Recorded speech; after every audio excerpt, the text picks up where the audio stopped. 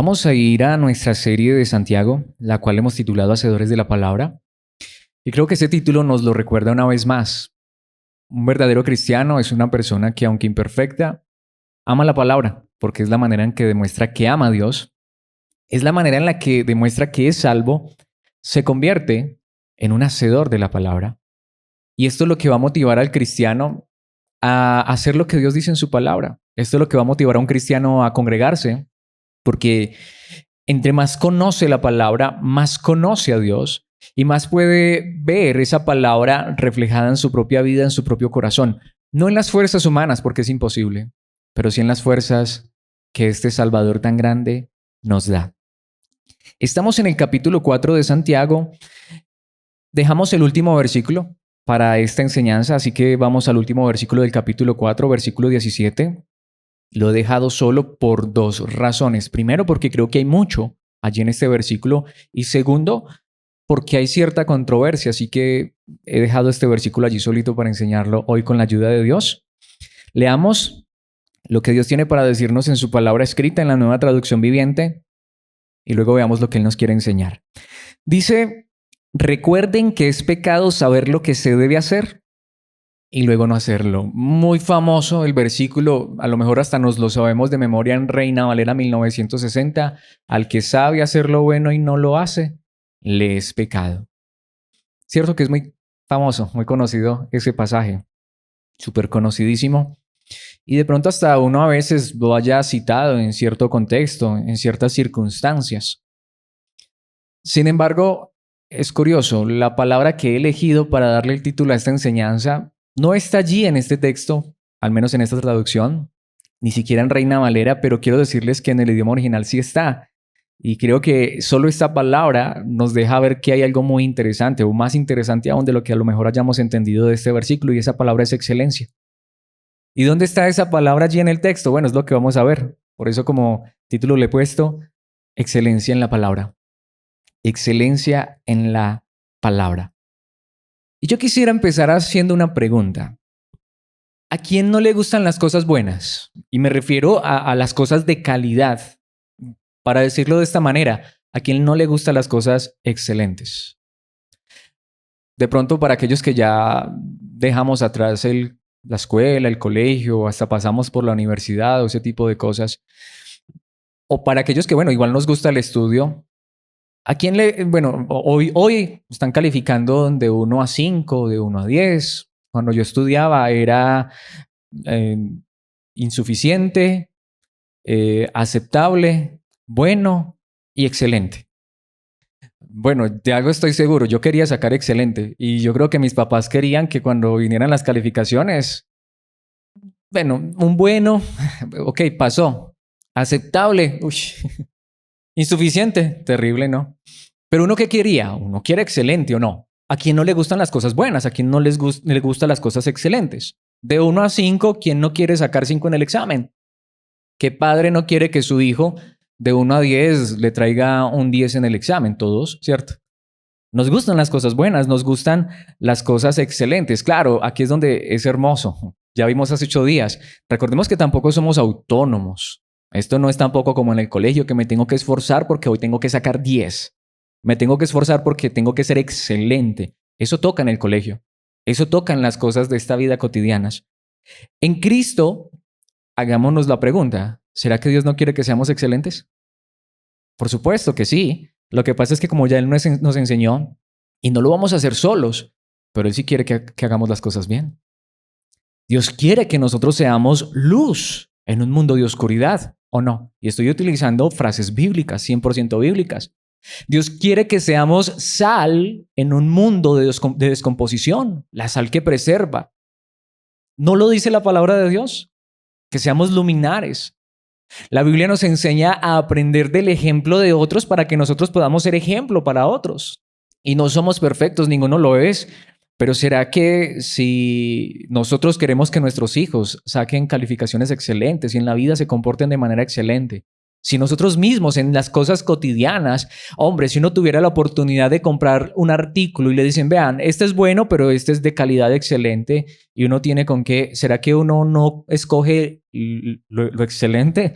Me hace acordar de cuando era, bueno, no solamente cuando era niño hasta ahora, pero lo que me refiero es que cuando yo era niño, cuando era pequeño y yo quería algo y a veces mi mamá se esforzaba por darme alguna cosa que fuera, por ejemplo, un capricho. Pero hombre, cuando llegábamos al almacén, ¿de qué me antojaba yo? ¿De lo más barato? ¿De lo de menor calidad? Claro, había ciertas circunstancias en que uno sabía que lo máximo pues no alcanzaba, pero hombre, yo preguntaba cuál era el presupuesto y qué escogía yo. Lo mejor que me podía llevar, ¿cierto? Y bueno, y solo me pasa a mí. Pero nuevamente preguntémonos, aunque, y ahí es donde vamos, entendiendo que no somos autónomos, que Dios está obrando en nosotros, que Dios está trabajando y va a seguir trabajando hasta el último día de nuestras vidas. ¿Será que Dios no quiere que seamos excelentes? Y nuevamente, aquí es donde uno encuentra también gracia, no para ganarnos la salvación. Qué hermoso cuando uno quiere hacer las cosas no solo bien, sino con la ayuda de Dios, lo mejor que Él nos ayude a hacerlas para su honra, para su gloria, porque lo amamos, porque nos sale del corazón. Sin lugar a dudas, Dios quiere la excelencia. Claro, en su palabra. Tampoco venir a someternos, y una vez más lo repito porque lo he dicho muchas veces y con esto cierro esta introducción, no a las exigencias y requisitos de los hombres, porque cuando los hombres, desde un punto de vista humano, lo quieren llevar a uno a una excelencia, eso termina siendo una carga, porque a veces es la excelencia o el estándar de un hombre, que a veces ni es tan excelente.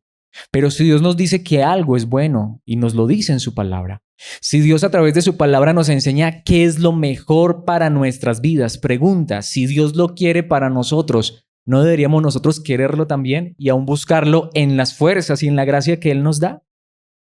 Entonces, esto es lo que quiero que veamos a través de 3 puntos en esta enseñanza. Y ya quiero que directamente vayamos al pasaje. Por eso lo primero que quiero que veamos es conociendo la excelencia. Que creo que este primer punto deja sentada la base y enfatiza lo que acabo de decir hace un instante. Claro, Dios quiere que seamos excelentes de verdad. Dios quiere que no solamente hagamos lo que es bueno, sino lo que es mejor, pero conociendo qué es lo que realmente Dios quiere. Una vez más, que no sean argumentos de hombres, que no sean mandamientos de hombres, que no sean ideas humanas o imposiciones de personas que no nos quieren llevar a la excelencia de Dios, sino de pronto a sus caprichos. Entonces, en primer lugar, conociendo la excelencia, y es más, en este primer punto voy a desarrollar un poquitico de la controversia que les mencionaba hace un instante del versículo y a la vez vamos a ver por qué le he puesto ese título, de dónde sale esta palabra. Esto lo vamos a ver no en la primera parte del versículo según esta traducción, sino en la segunda parte. Ya les explico el por qué, aunque también la primera parte la vamos a tratar. Pero lo primero que quiero decir es que, y aquí esto yo creo que trae mucho consuelo a muchas personas.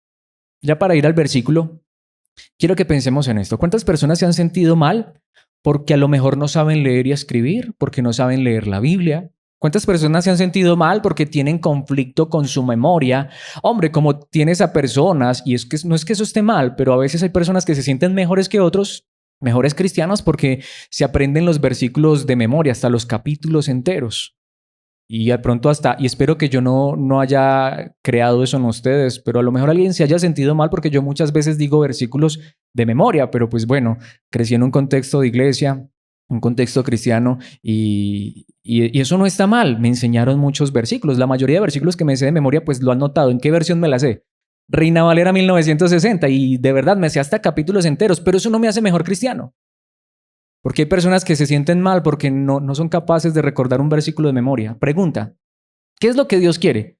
¿Que nos aprendamos la Biblia de memoria o que aprendamos lo que es correcto y vivamos lo que es correcto? De nada me sirve aquí recitar de memoria.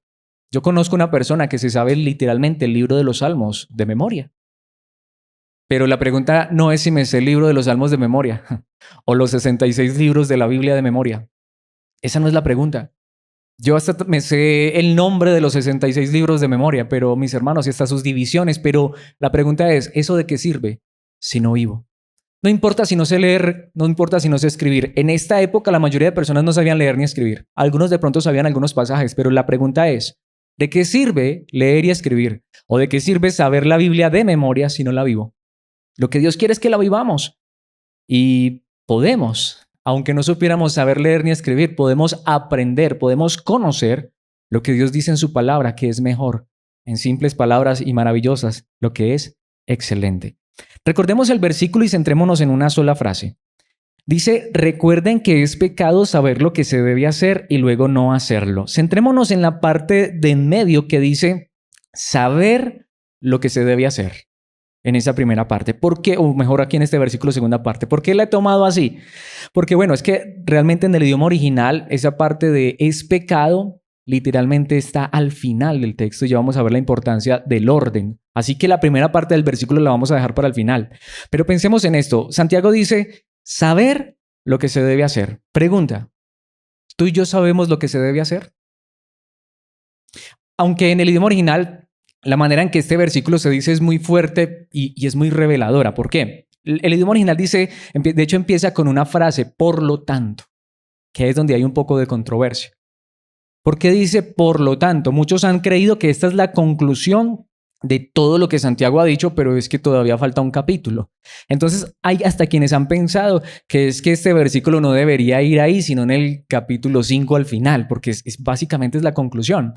Pero hay quienes han pensado que no es que sea realmente que pusieron mal el versículo ahí, de pronto lo encontraron en un pergamino por allá perdido y lo pusieron ahí, sino que realmente sí es una conclusión, pero es más bien también como un llamado de advertencia, diciéndonos, detengámonos un momento y pensemos en lo que hemos visto hasta el día de hoy. Es como si lo dijera de esa manera Santiago. ¿Tú y yo sabemos lo que se debe hacer? Tanto que allí la palabra para saber, literalmente es una palabra que significa, por lo tanto, quien ha entendido.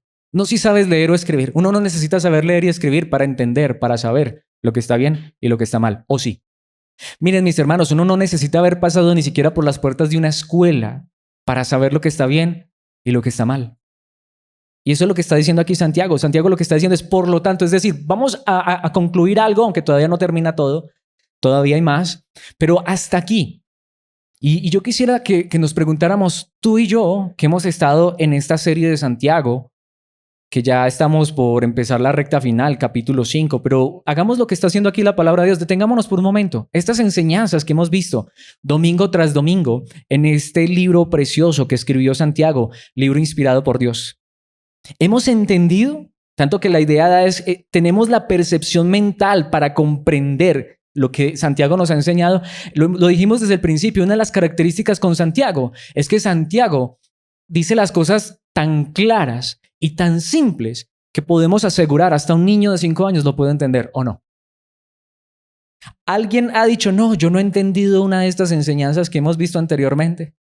Creo que han sido tan claras y muestra de ello, y no porque lo esté diciendo yo, sino ha sido, por ejemplo, lo que hemos visto en los estudios de los lunes. Tan claras que uno dice, no, es que preguntas casi que ni hay, es que prácticamente no, es que todo ha quedado tan claro. Es lo que está diciendo Santiago. Notemos que tenemos la percepción mental, tanto que dice la capacidad intelectual para comprender, tanto que dice el idioma original, la capacidad mental para saber qué es, y aunque aquí dice lo que se debe hacer, literalmente el idioma original dice lo que es excelente, lo que es valioso, lo que es hermoso, lo que es recto, lo que es virtuoso, lo que es honroso, literalmente para escoger o para saber entender entre lo que no es tan bueno y lo que es de mejor calidad. Lo que debe hacerse.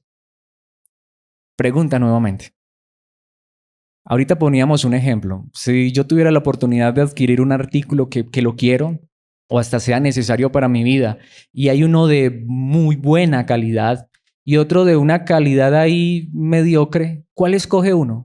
Pues el de mejor calidad. Hagámonos una vez más la pregunta. Todos los que están aquí conmigo, desde el más pequeño hasta el más grande, ¿será que si a uno está frente a una situación, uno no es capaz intelectualmente y más a la luz de la palabra de saber lo que es mejor para la vida de uno? Lo que agradaría más a Dios. Santiago nos ha venido hablando de eso. Por eso este versículo, más que decirnos esto, nos está recordando. Por lo tanto, saber lo que se debe hacer no es tan difícil, ¿cierto? No se necesita tanto estudio. Simplemente ir allí a la escritura. Uno, estoy seguro de algo, uno puede ir en este momento y leer los primeros 4 capítulos de Santiago y decir, está demasiado claro. Allí la palabra de Dios me dice lo que debo hacer. Y lo que la palabra de Dios está diciendo ahí es excelente. ¿Hay algo que reprocharle a la palabra? Nada, ¿cierto? Eso es lo que la palabra de Dios nos está enseñando. Notemos lo que dice Mateo 23:23 y más que Mateo, es Mateo recogiendo las palabras de nuestro mismísimo Señor Jesucristo. ¿A quién le dijo Jesús esto? A los maestros de la ley religiosa, a los que más estudiaban la Biblia de su época. ¿Qué aflicción les espera? Maestros de la ley religiosa y fariseos, los que se creían más, los que hacían sentir a los otros menos, porque es que ellos sí se sabían la Biblia al derecho y al revés, literal. Hipócritas, pues se cuidan de dar el diezmo sobre el más mínimo ingreso de sus jardines de hierbas. Que eso es lo que pasa hoy con muchos líderes. ¿Qué es lo que más les importa? Eso sí, que hayan fieles diezmadores. Tú llegas a una iglesia, de lo primero que te hablan desde que llegas hasta que sales es de diezmo. La primera regla que te imponen es, a ver, ¿usted cuánto se gana? Para que sepa que hay que serle fiel a Dios. Y eso pasaba también con ellos, porque a ellos les importaba el dinero. Y Jesucristo les dice, y oiga, es que es más, en estos días estábamos hablando con alguien sobre eso. Hasta hay personas que no asisten a la congregación, pero envían el diezmo. Oiga, fieles diezmadores, mis hermanos. Como si Dios necesitara dinero. Cristo mismo dijo eso es una hipocresía. Pues se cuidan de dar el diezmo sobre el más mínimo ingreso de sus jardines de hierbas, pero pasan por alto los aspectos más importantes de la ley. Lo más importante no es el dinero, mis hermanos. Lo más importante no es lo que yo doy. Mire, aunque yo hoy no tuviera nada para dar, monetariamente hablando, ¿qué es lo que Dios quiere que realmente vivamos? Pero pasan por alto los aspectos más importantes de la ley, la justicia, una vida de rectitud, una vida de obediencia, la misericordia y la fe. Ahí es donde vamos. Son buenísimos para enseñarte cómo diezmar. Oiga, esa fórmula sí se la saben al derecho y al revés. Pero nos enseñan realmente lo que a Dios le agrada verdaderamente, la verdadera obediencia. Claro, se pegan por allá de un versículo que le han robado a Dios y los ladrones no van a entrar en el reino de los cielos. Miren, mis hermanos, le estamos robando más a Dios. Es cuando no estamos haciendo lo que Él dice en su palabra, que realmente lo honra y lo glorifica. Cristo les dijo a ellos, hipócritas, solo les importa el dinero. ¿Saben qué es lo que realmente importa? Justicia, misericordia y fe. Conocimiento de la palabra de Dios. Vivir conforme a esa verdad, siendo misericordiosos, con la misma gracia que Dios nos ha mostrado a nosotros. Y como dice allí, viviendo en rectitud. Aquí Jesucristo dijo, es cierto que deben diezmar, porque ellos estaban bajo la ley del diezmo. Porque ellos estaban en Israel, porque ellos estaban bajo la ley de Moisés, pero sin descuidar, ¿qué? Las cosas más importantes. ¿Qué es lo que es más importante? Dijo el mismísimo Señor Jesucristo. ¿Dinero? Ni siquiera la ofrenda. Si traes tu ofrenda, pero tienes un conflicto con tu hermano, sabes que no entregues la ofrenda. Deja tu ofrenda allí y ve a arreglar tu conflicto con el hermano. ¿Qué es más importante? Claro, lo que pasa es que como nos han enseñado que lo más importante es la ofrenda para que Dios me bendiga, es que vea, lo que hace que yo soy fiel con el diezmo. Mire, a mí me ha ido súper bien. Espera, ¿en qué? ¿En los negocios? ¿En las finanzas? No lo sé. Hay personas que dicen eso, ¿cierto? Mis hermanos, bendición no es lo que yo tenga en mis bolsillos, ni siquiera para dar a otros. Verdadera bendición es tener a Dios en el corazón y vivir para su gloria. En Romanos capítulo 1, versículos 29 al 32, el apóstol Pablo dice de personas que dicen ser religiosas, pero se llenaron de toda clase de perversiones, pecados. Allí está, por ejemplo, ¿qué clase de pecados? Avaricia. ¿Por dónde empieza? Miren, mis hermanos, nuevamente, bendición no es que Dios me llene los bolsillos de dinero, sino que llene mi corazón de su palabra. Odio, envidia, homicidios, peleas, engaños, conductas maliciosas y chismes. ¿Nos ha hablado Santiago de esto? ¿Sí o no? Nos lo han desmenuzado. Son traidores, insolentes, arrogantes, fanfarrones y gente que odia a Dios. Aquí Pablo lo que está diciendo es, miren, estas personas dicen que aman a Dios. Estas personas tienen religión, podríamos decirlo literalmente, andan con la Biblia en la mano, pero ¿saben por qué odian a Dios? Porque sus vidas demuestran todo lo contrario. Inventan nuevas formas de pecar y desobedecen a sus padres. Pongamos ese ejemplo. Un hijo no sabe que está mal desobedecer a su papá y a su mamá. Mis hermanos, y la Biblia dice, ¿eso es pecado? Entonces, por eso lo decía, yo creo que desde el más pequeño hasta el más grande que pueda estar aquí conmigo escuchando esta enseñanza y que la pudiera llegar a escuchar, uno sabe lo que está mal. Uno sabe lo que está mal en su vida. ¿Y saben qué dice el versículo 31? No quieren entrar en razón. No cumplen lo que prometen, son crueles y no tienen compasión. Lo que dijo el Señor Jesucristo, no tienen lo más importante. A lo mejor son fieles diezmadores, a lo mejor son los que más ofrenda dan, mis hermanos, pero ¿para qué sirve eso? Si al final lo que Dios quiere realmente es que vivamos obedeciendo su palabra. Notemos lo que dice el versículo 32. Saben bien lo que nos está diciendo Santiago. Conocen, saben lo que se debe hacer, saben lo que es excelente. Saben bien que la justicia de Dios exige que los que hacen esas cosas merecen morir. Que si yo hago eso, voy rumbo a la condenación, voy rumbo a la muerte. ¿Saben qué dicen mis hermanos? Pero ellos igual las hacen. O sea, no les importa. Lo que pasa es que como ahí es donde vamos, es muy fácil, mis hermanos, es muy fácil aparentar, asistir a una congregación, hasta lo que decimos, diezmar. Hay muchas personas que todavía tienen esa práctica, o ofrendar, que es la verdadera práctica en el Nuevo Testamento, ofrendar voluntariamente y generosamente. Esas cosas en sí mismas no son malas, pero a veces creen que eso es lo que realmente importa. No, mis hermanos, de verdad. Yo se lo digo de corazón. Sí, obviamente hay necesidades y todas estas cosas. Y una vez más, la ofrenda voluntaria es correcta según el Nuevo Testamento. Pero mire, mi hermano, mi hermana. La manera más maravillosa en la que tú puedes demostrar realmente que amas a Dios y aunque amas, digamos, esta pequeña congregación y lo que aquí enseñamos es viviendo para Dios en obediencia. Es lo que realmente demuestra al final. Pero ¿saben qué dice? Pero aún, no solamente es que lo hacen, aún incitan a otros a que también las hagan. ¿Sí notamos? Esto es lo que está diciendo la palabra de Dios. Mis hermanos, al final cada quien sabe lo que está bien y lo que está mal. Es lo que está diciendo, lo que está diciendo Santiago. Todos lo sabemos. Que lo que es excelente para Dios, lo que le agrada a Dios, ¿será que no? En Juan capítulo 15, versículo 22, son palabras duras, son palabras del Señor Jesucristo, pero son reales. Cristo dijo, ellos no serían culpables. ¿De quién está hablando? Está hablando del mundo, de los que rechazan a Cristo. ¿Por qué lo rechazan? Nuevamente, no porque no asistan a una iglesia local, no porque no sean parte de una congregación local. Jesucristo está hablando de un mundo que lo rechaza a él porque al final, ¿qué rechaza? No rechazan los milagros. No, ellos iban por su milagro, ellos iban por el pan, el pescado, sino que ¿qué rechazaban? La palabra que los haría obedientes a Dios. Eso es lo que finalmente mucha gente rechaza. Una iglesia donde a uno se le promete que Dios lo va a bendecir, lo va a prosperar, le va a dar riqueza, salud, dinero, amor, bienestar. Mis hermanos, no corre la gente por montones, pero cuando ya se trata es de una vida que Dios cambia, de que el amor verdadero de Dios hacia nosotros y de nosotros hacia Dios es una vida de obediencia. Aunque creemos en la gracia y por supuesto que la salvación es por gracia, pero una gracia que se muestra al vivir conforme a la verdad de Dios. Mis hermanos, Jesucristo dijo, ellos no serían culpables si yo no hubiera venido a hablarles. Porque una vez más, ellos al final vieron los milagros y hasta se sirvieron de los milagros de Jesús. Hoy para muchos las mejores predicaciones es cuando se predica del Jesús que hace milagros, el que sana a los enfermos, el que levanta a los paralíticos, el que resucita a los muertos, el que multiplica pan y pescado, el que convierte agua en vino. Y por supuesto, Cristo es porque es Dios hecho hombre, pero Él no solamente vino a multiplicar pan y pescado, a transformar agua en vino, a sanar a los enfermos, a resucitar a los muertos físicamente. Él vino a hablar. Él vino a traer un mensaje de vida, de salvación. ¿Saben qué dijo Cristo? Pero ahora no tienen ninguna excusa por su pecado. Porque Él no solamente vino a hacer eso por las personas, Él vino a dar su vida en una cruz para perdonar nuestros pecados. Y Él también es poderoso para cambiar la vida de una persona que se arrepiente, que reconoce que su mayor necesidad es una vida que agrade a Dios.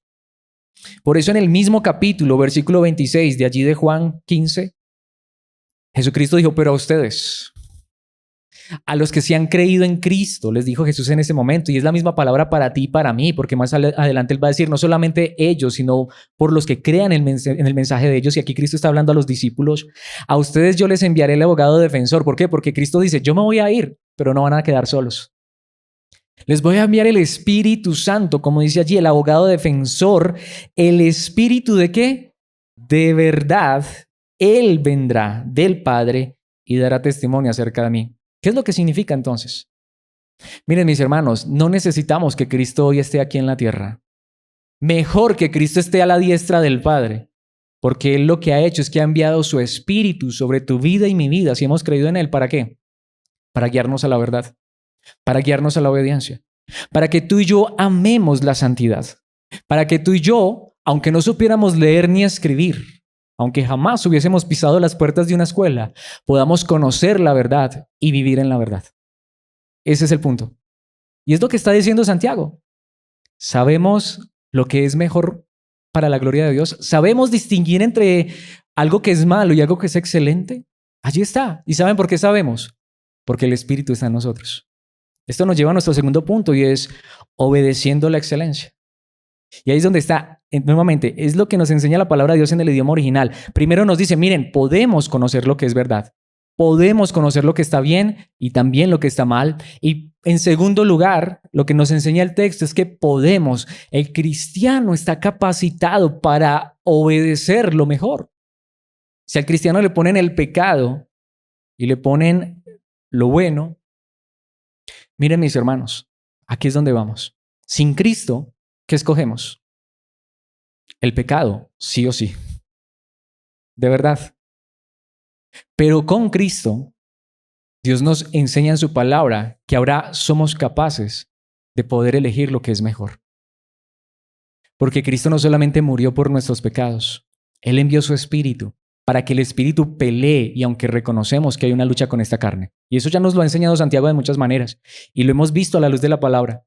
Pero el cristiano ahora tiene no poder en sí mismo, sino el mismo poder de Dios, el Espíritu, la gracia de Dios. No lo he traído allí, de hecho todavía no he ido directamente al versículo, pero ¿qué acaso en un lugar, de hecho en dos lugares, la palabra de Dios no nos enseña una palabra muy hermosa, que no es simplemente para estarla repitiendo aunque suena bonita, pero que no nos enseña la palabra de Dios que si estamos en debilidad, ¿qué podemos hacer? Clamar ¿qué? Abba, Padre, Papito. Como un niño que necesita la ayuda de su papá, hoy podemos clamar a Dios y Él nos ayuda en nuestra debilidad. Y tanto que si de pronto hemos cometido un error y hemos caído y no clamamos Abba, sino que fuimos necios y fallamos, tenemos a un abogado que nos defiende del Padre. Veamos esto en la tercera parte del versículo. Ya les dije, la primera parte la vamos a dejar para el último punto. Pero volvamos a leer el versículo y centrémonos en la parte final. Recuerden que es pecado saber lo que se debe hacer y qué. Y luego no hacerlo. Centrémonos en esa palabra. Saber lo que se debe hacer y luego no hacerlo. Es pecado. Literalmente lo que dice el idioma original es, yo ya sé lo que debo hacer, ¿sí o no? Todos lo sabemos, lo que está bien y lo que está mal. Pero literalmente dice, pero luego no lo pongo en práctica. No lo procuro, no lo ejecuto, no lo cumplo. ¿Por qué? Si sé que eso es mejor. Si sé que es lo que agrada a Dios. Nuevamente, quiero hacer la pregunta. Sé que soy muy incisivo, muy insistente en esto, pero ¿de verdad no sabemos lo que es mejor? Mis hermanos, en términos generales, puede ser que haya detalles, ciertas cositas que no comprendamos y para eso la palabra de Dios nos enseña mucho. Pero en términos generales todos sabemos lo que está bien y lo que está mal. Si tú y yo tenemos a Cristo, tenemos su Espíritu en nuestros corazones, sabemos distinguir lo que está bien y lo que está mal. Por eso, si luego no lo practicamos, si no lo cumplimos, si no lo hacemos, mis hermanos, sencillamente no hay nada. Estamos perdidos mejor. Y esto es fuerte. ¿Qué dice Juan en su primera carta, capítulo 3, versículos 8 al 10? Sin embargo, cuando alguien sigue pecando, demuestra que pertenece al diablo, el cual peca desde el principio. Mis hermanos, es fuerte, pero es la realidad. Nuevamente, yo quiero aclarar mucho porque este pasaje ha sido malinterpretado y tristemente, perdón, pero le han dado mucho palo a la iglesia con este pasaje. Porque este pasaje lo que está diciendo es esto, no significa que un cristiano sea perfecto, porque el mismo Juan allí dice, es Juan en esta carta que dice que si hemos pecado, tenemos abogado. Pero también es Juan quien dice, pero les escribo para que no pequen. ¿Qué está diciendo? Lo que estamos viendo en Santiago, el cristiano ahora tiene la capacidad de no pecar. Él puede, con la fuerza que le da el Espíritu, decirle no al pecado.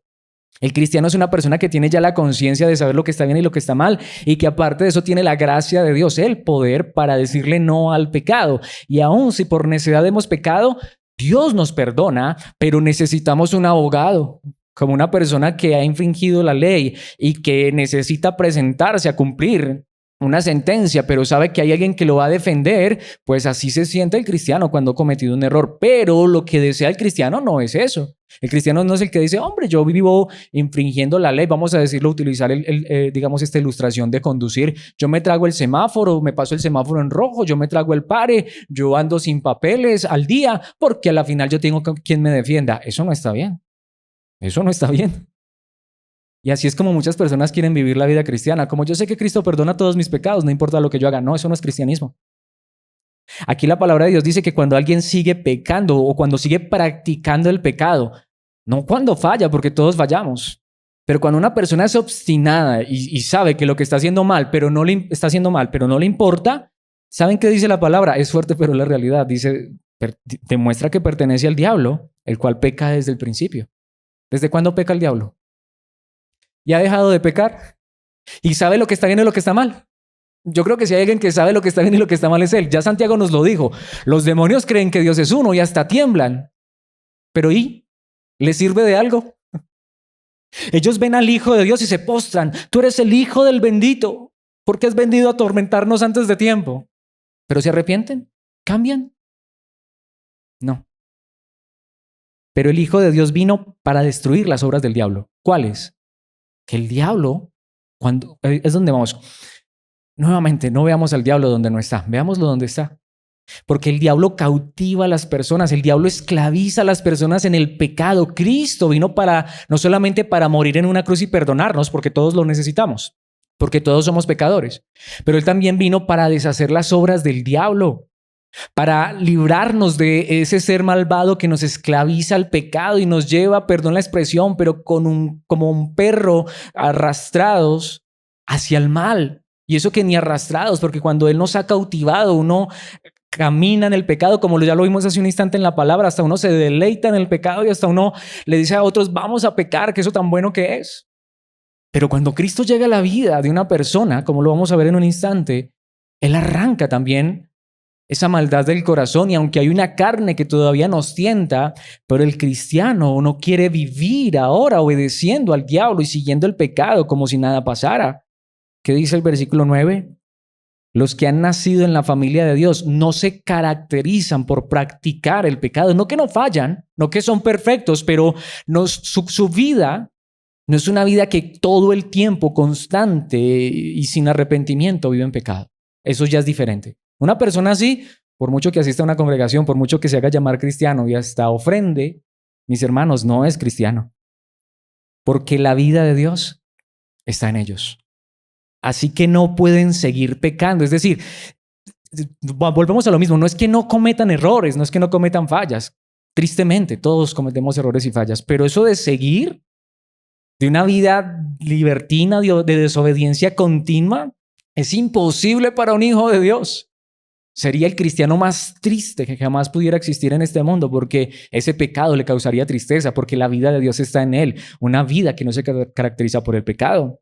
Así que no puede seguir pecando porque son hijos de Dios. Demasiado claro, ¿no? Versículo 10. Por lo tanto, podemos identificar quiénes son hijos de Dios y quiénes son hijos del diablo. Ahora, yo aquí no estoy hablando ni mencionando a nadie en particular. Esto está claro, ¿cierto? Pero mis hermanos, así es donde vamos. Uno sabe quién es y quién no es. Y ya lo vimos en el Salmo. Y el que quiera seguir viviendo en pecado y en injusticia y en inmaldad, pues deja que el malo siga siendo malo. Pero deja que el justo siga siendo justo. Porque al final, Dios, ya nos lo enseñó también Santiago, no juzguemos. Dejemos ese juicio a Dios. Pero que se puede saber, se puede saber. Y que cada persona sabe, cada persona sabe. Todo el que no se conduce con rectitud y no ama a los creyentes no pertenece a Dios. Es demasiado claro. Si yo no amo la familia de Dios, si yo prefiero el mundo y el pecado y la maldad, y perdón lo que voy a decir, pero no es que no, ya lo hemos visto, no es que no pueda relacionarse con personas que no conocen a Dios, un jefe, unos compañeros de trabajo, hasta un familiar. No, claro que sí, pero de manera sana. Pero si yo prefiero una compañía de maldad y de pecado y me deleito en el pecado y en la maldad, mis hermanos, aunque yo diga que soy hijo de Dios, me estoy engañando a mí mismo o me quiero engañar. No, mis hermanos, es muy claro. Todo el que no se conduce con rectitud y no ama a los creyentes, no ama a la familia de Dios, mis hermanos, no pertenece a Dios. Pablo lo dijo en la primera carta a los Corintios capítulo 10 versículos 23 y 24. Ustedes dicen, se me permite hacer cualquier cosa. Pero es que en la gracia yo puedo ya hacer lo que quiera. Pablo dice, esperen, pero no todo les conviene. Un cristiano no solamente tiene el conocimiento de lo que está bien y lo que está mal, él ahora elige lo que es mejor. ¿Eso me conviene? ¿Eso es bueno? ¿Eso exalta a Dios? Dicen, se me permite hacer cualquier cosa. Esta era la frase que estaban utilizando algunos cristianos para justificar su maldad. Y Pablo dice, esperen, no todo trae beneficio en esta vida, no todo es bueno. Sí notamos, pero no todo trae beneficio. Lo que está diciendo Pablo es, un cristiano no vive de esta manera. Un cristiano no dice, no, como yo estoy en la gracia, se me permite hacer cualquier cosa. Como yo estoy en la gracia, como Cristo ya murió por mis pecados y la salvación no se pierde, se me permite hacer cualquier cosa, puedo vivir como cualquier persona que no conoce a Dios. Pablo dice, un cristiano antes se pregunta, ¿me conviene? ¿Trae beneficio? ¿Es excelente? Precisamente, ¿qué dice el versículo 24? No se preocupen por su propio bien, sino por el bien de los demás. Piensa aún en los demás. Mira más allá. Cumple la ley de Cristo. Busca lo que es excelente y mejor, no solamente para mí, sino para los demás. Es impresionante, ¿no? Demasiado claro en la palabra. También lo dice Pablo en Romanos capítulo 6, versículos 20 al 22. Creo que esto es demasiado claro. Cuando eran esclavos del pecado. Y también se podría traducir cuando eran esclavos del diablo. Estaban libres de la obligación de hacer lo correcto. ¿Por qué? Porque pues el diablo nos llevaba a lo que decíamos hace un momento ahí como del cuello, agarrados. Y notemos lo que dice el versículo 21. ¿Y cuál fue la consecuencia? Que ahora están avergonzados de las cosas que solían hacer. Cosas que terminan ¿en qué? En la condenación eterna. Claro, cuando Dios lo liberta a uno de esa esclavitud. Y por eso es que hasta uno cuando peca se da cuenta, porque uno sabe que lo que hizo fue, como dice la palabra, volver al vómito. Y estoy hablando literalmente. Es la puerca lavada que vuelve y se revuelca en el fango. Y entonces, ¿qué dice el versículo 22? Pero ahora quedaron libres del poder del pecado y se han hecho ¿qué? Esclavos de Dios. Ahora hacen las cosas que llevan a la santidad y que dan como resultado la vida eterna. Demasiado claro.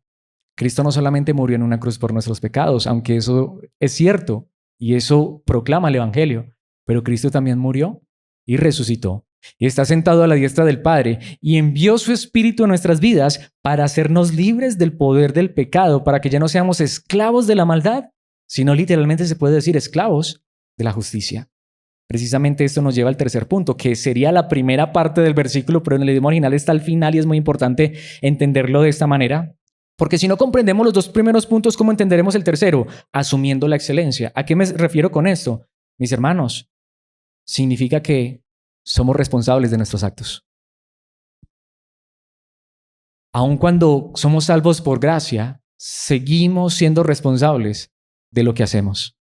Si nosotros actuamos bien, no somos salvos por actuar bien, pero hay beneficio y recompensa en actuar bien. Pero si nosotros actuamos mal, solo pueden ocurrir dos cosas. O que seamos cristianos y sufriremos las consecuencias de nuestros actos, porque Dios no va a permitir que un hijo suyo viva como, perdón lo que voy a decir, pero como quiera, como le dé la gana. No, perdón por la expresión tan fuerte, pero eso es verdad. Si Dios nos ama y somos sus hijos, como a un hijo, como un padre a un hijo que ama, el padre lo va a corregir, lo va a disciplinar y la disciplina va a ser severa. O lo segundo, que es más triste todavía, porque lo anterior realmente no es triste, aunque nos pueda entristecer por algún tiempo, pero al final trae gracia. Como dice algún lugar en la palabra, Dios nos juzga de esa manera para que no seamos condenados con el mundo. Pero puede ser lo segundo, que es más triste, y es que al final solo seamos como el fariseo, solo seamos como el maestro de la ley religiosa, que al final, mis hermanos, aparentamos ser algo que no somos. ¿Y saben qué hace Dios cuando una persona vive de esa manera y parece que no pasa nada? Y, pues yo creo en Dios y yo amo a Dios y Dios me ama, pero mi vida demuestra que no amo a Dios, que no he conocido a Dios. ¿Saben qué puede ser lo segundo que puede pasar? Que Dios dice, hágale, siga como va. Que como va muy mal. Y Dios dice, adelante, te dejo. Porque no eres mi hijo. Porque yo no voy a obligar a nadie, mucho menos que no sea mi hijo. ¿Dios hace eso? Sí, mis hermanos. Por eso, ¿cómo dice el texto aquí? Recordemos el versículo, recuerden que es pecado, es la frase en la que nos vamos a centrar, es pecado saber lo que se debe hacer y luego no hacerlo. Pero centrémonos en esa primera parte, tanto que, ¿cómo lo dice esta traducción? Recuerden que es pecado. O sea, esto debe estar presente todos los días en nuestras vidas. Es pecado, mis hermanos. O sea, si sabemos lo que se debe hacer, y preguntémonos, ¿quién no lo sabe? ¿Alguien en este momento realmente puede levantar la mano y decir, yo no sé lo que está bien y lo que está mal? ¿Cierto que no? Sabemos lo que es pecado. ¿Y qué pasa si no hacemos lo que está bien o hacemos lo que está mal? Mis hermanos, es pecado. Tanto que el idioma original dice, le es pecado, así lo dice Reina Valera, o pecado a él es. O sea, en otras palabras, miren, y está muy acorde con lo que nos ha venido enseñando la palabra. No miremos a nuestro lado. Ah, es que fulano lo hace, que lo haga. Es que fulano lo hace y le va bien. Esperen, esperen. ¿Por qué le va bien? Porque es que él hace negocios torcidos y los negocios le salen. Mis hermanos, está demostrando que no es hijo de Dios, pero es que asiste a la iglesia y es el que más diezmo da, es el que más dinero aporta. Es más, fue el que construyó este lugar, pues estoy poniendo un ejemplo, eso no es verdad aquí. A lo que me refiero es a que muchas personas dicen eso. Vea, fulano fue el que nos construyó este lugar, es el que le dio la camioneta último modelo al pastor, no, el pastor no la pidió, sino que ese hermano que tiene tanto dinero le regaló la camioneta. Pero vayan a ver qué vida tiene el supuesto hermano. ¿Sí? Cualquier parecido con la realidad es pura coincidencia. Literalmente dice, le es pecado a él es decir, cada quien, cada uno es responsable.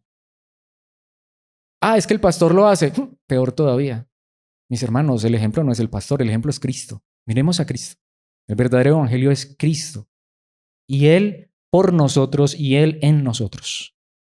Emmanuel, Dios con nosotros, quien vino a este mundo a morir por nuestros pecados, pero ahora es Dios en nosotros a través de su Espíritu. Yo no tengo que estar mirando a nadie alrededor, a no ser que sea para mirar un buen ejemplo y seguirlo. Y nosotros debemos de tener cuidado de eso, ¿cierto? De que los hombres no pongan la mirada en nosotros. Tristemente, no sé cuántos se hayan dado cuenta, está rondando una noticia muy fuerte porque un hombre que era muy famoso, muy conocido, predicador súper famoso, bueno, y ya que aparte de famoso, muy conocido por ser de sana doctrina, tristemente ha caído. Y mis hermanos, es lamentable y es triste, pero es lo que nos puede pasar a cada uno de nosotros. Que Dios nos guarde. El punto es este, miremos a Cristo, que es el que no falla. Pero aquí está diciendo la palabra, pero no lo miremos a Él, no miremos a este hombre que cayó. Miremos para aprender y que Dios nos ayude y nos guarde, pero mis hermanos, mirémonos mejor a nosotros mismos. Yo no puedo echarle la culpa al vecino o a la otra persona por mi pecado. Si yo sé lo que es bueno y malo y yo tengo la capacidad de elegir entre lo bueno y lo malo, pues recordemos que si no elegimos lo bueno, no elegimos lo excelente, no elegimos lo que a Dios le agrada, literalmente, ¿qué dice? Para mí es pecado. Es mi pecado, se podría traducir. Es mi pecado. Como lo diría el salmista en el Salmo 37, 28, pues el Señor ama la justicia y nunca abandona a los justos. Los mantendrá a salvo para siempre, pero los hijos de los perversos morirán. Lo que significa es, ¿por qué dice los hijos? ¿Por qué no dice los perversos? Lo que significa es, Él los va a dejar que vivan tan mal que precisamente hasta sus generaciones, y ahí es donde muchos hablan de maldición generacional. No es eso. Lo que significa es, los voy a dejar que ellos y sus hijos, y hasta que no reconozcan que realmente lo que yo tengo para darles es un cambio de vida. Lo que significa es eso, Dios los abandona, los deja. Sigan por su camino, hagan lo que quieran, piensan que están bien. Como dice un lugar en la palabra, hay personas, hay hombres que creen que el camino que están caminando es un camino recto, pero al final es un camino ¿qué? De destrucción, de muerte. Tanto que dice Proverbios 15:9, el Señor detesta el camino de los perversos. Esto sigue siendo real hasta el día de hoy, pero ama a quienes siguen la justicia. No quienes son perfectos, pero esto sigue siendo real. Dios ama la justicia. Alguien diría, pero es que son versículos del Antiguo Testamento. Romanos 1:28. Por pensar que era una tontería reconocer a Dios. Y este versículo es muy fuerte. Porque una vez más, y lo vimos hace un instante en un punto pasado, está hablando en Romanos 1, y de hecho los primeros 3 capítulos, Pablo está hablando de personas que dicen creer en Dios. Mis hermanos, una cosa es decir creer en Dios. Otra cosa, me encanta como lo dice esta traducción, es reconocer a Dios. ¿Qué es reconocer a Dios? No es simplemente creer que Él existe y que Él me puede dar un buen trabajo y que Él me puede dar salud y hasta cosas económicas. Reconocer a Dios es reconocer su palabra. es saber que lo que Él me dice es mejor para mi vida, aunque muchas veces yo no lo entienda. Por pensar que es una tontería reconocer la verdad de Dios. Reconocer a Dios, Él los abandonó que a sus tontos razonamientos, porque no reconocer a Dios es creer que Dios es solo una religión. No, Dios es seguir su palabra, su verdad. Entonces, sigue como tú crees que es mejor tu vida, como tú piensas que es mejor, como a ti te place, pero no quieres reconocer el razonamiento, la palabra o la verdad de Dios. Prefieres seguir tus propias ideas o preferimos seguir nuestras propias ideas. Él los abandonó a sus tontos razonamientos y perdón lo que dice aquí la palabra, no es que perdón, no, si lo dice la palabra, ¿por qué tengo que pedir perdón? Cuando uno vive pensando que uno está haciendo bien, cuando uno sabe realmente que está yendo en contra de la palabra de Dios, perdón mis hermanos, pero es demasiado tonto razonar de esa manera. Y dejó que hicieran cosas que jamás debían hacerse. ¿Los dejó? Hágale. Siga. Usted cree que está muy bien porque eso está mal, pero pues como con eso puedo aportar dinero allí, mis hermanos, eso no es lo que sirve. Y Dios los dejó. Hagan lo que quieran. Como volvamos al libro de Proverbios, Proverbios 28:3, es más, con este versículo termino, que puede ser un versículo que suene fuerte, pero a la vez es posiblemente uno de los versículos más llenos de gracia de toda la Biblia, aún del Antiguo Testamento. Proverbios 28:13, ¿qué dice? Los que encubren sus pecados no prosperarán, pero si los confiesan y los abandonan, como dice Reina Valera, el que confiesa y se aparta, ¿qué dice? Recibirán, aunque la Reina Valera lo dice muy bien, alcanzarán, ¿qué? Misericordia, gracia. Gracia no es libertinaje. Gracia es saber que si he pecado, puedo correr a mi abogado, pero confesando mi pecado. ¿Y qué? Y apartándome de qué? Del pecado. Esa es la gracia. La gracia, lo que les decía, no es que, a ver, vamos a decirlo de esta manera. Si yo hoy cometiera un pecado y yo sé que eso no me aleja de Dios, yo puedo correr a su gracia, pero no es para sacar justificaciones y decir que yo puedo vivir como quiera porque estoy en la gracia, no. Si mi confianza es esta, como lo cantábamos ahora, Él me sostendrá. Aun si cayera, mis hermanos, yo sé que Él me levanta, Él me restaura, pero como lo hemos venido viendo ya en Santiago, mis hermanos, pero Él no nos deja caídos. Porque el que encubre sus pecados no prosperará. Y no está hablando de prosperidad económica. Hay mucha gente que al contrario, viviendo en una prosperidad material, creen que están muy bien y que hasta Dios los está bendiciendo. No, mis hermanos. Verdadera bendición es la misericordia de Dios que nos hace ver nuestro pecado, que nos ayuda a confesarlo, no entre los hombres, sino a Dios. Señor, he pecado, como dijo el hijo pródigo. He pecado contra el cielo. Como diría David, contra ti solo he pecado y he hecho lo malo delante de tus ojos. Y entonces esa persona viene con dolor. ¿Recuerdan que ya nos dijo Santiago? Lloremos. Si hemos pecado, lloremos, porque el pecado no puede producir alegría. Porque aunque Cristo murió por nuestros pecados en una cruz, pecado sigue siendo pecado hasta el día de hoy y lo seguirá siendo hasta que Cristo regrese. Y si nosotros hemos pecado, mis hermanos, aquí, por eso les decía fuerte, pero miren, mis hermanos, claro, si fuerte si encubrimos nuestro pecado, porque ahí sí, mis hermanos, estamos perdidos. Pero si confesamos nuestros pecados, Él es fiel y justo para perdonarnos nuestros pecados y limpiarnos de toda maldad. Si confesamos nuestros pecados y le pedimos ayuda a Dios, eso que estamos haciendo mal, Él es capaz de ayudarnos a ser libres de ese pecado, de esa maldad. Y una vez más, si tiene que ser con lágrimas, suplicando, pidiendo a nuestro Dios, hagámoslo porque esa es la misericordia de Dios. La verdadera misericordia es que Él murió por nuestros pecados, Cristo en la cruz, pero también su Espíritu nos está alejando del pecado y nos está acercando a la obediencia y a la santidad. Para ser más precisos y como es el título de esta enseñanza, Dios nos está acercando a la excelencia. Dios quiere que seamos excelentes. ¿Creen que Dios no quiere eso? Pero hagámonos la pregunta, ¿pero lo queremos tú y yo? ¿Conocemos lo que es mejor? Y te lo diría, y si no lo conoces, pues sigue congregándote, porque la palabra de Dios nos va a seguir enseñando lo que es mejor para tu vida y mi vida y lo que honra y glorifica a Dios. Pero también vamos a seguir viendo que Dios nos da la capacidad de obedecer. Dios hoy está todavía con nosotros. Dios todavía está por nosotros. Dios todavía está en nosotros y no nos va a dejar y no nos va a abandonar siempre y cuando nosotros entendamos que Él está por nosotros, con nosotros y en nosotros para llevarnos a la obediencia. Por eso, mis hermanos, si no es así, tarde o temprano asumiremos las consecuencias. Eso es verdad. De una u otra forma las asumiremos. Tendremos que pagar, mis hermanos. Tendremos que sufrir las consecuencias. Pero a la vez esto es un mensaje de gracia porque ¿qué está haciendo una vez más la palabra? No nos está condenando, porque Dios no envió a su Hijo a condenar al mundo, sino a salvar. Hoy la palabra de Dios nos está diciendo, Dios nos llama a la excelencia y Él nos da la capacidad de vivir de esta manera. Así que, ¿cuál es la mejor manera de concluir, de cerrar esta enseñanza? Pidámosle a Dios esto. Pidámosle a Dios que nos ayude a vivir en excelencia conforme a su palabra, porque es lo mejor que Él nos puede dar hoy y mañana y hasta que Él regrese o hasta que partamos a la eternidad. Padre nuestro que estás en los cielos, en esta hora te pido que esa palabra cobre más peso en este momento más que nunca.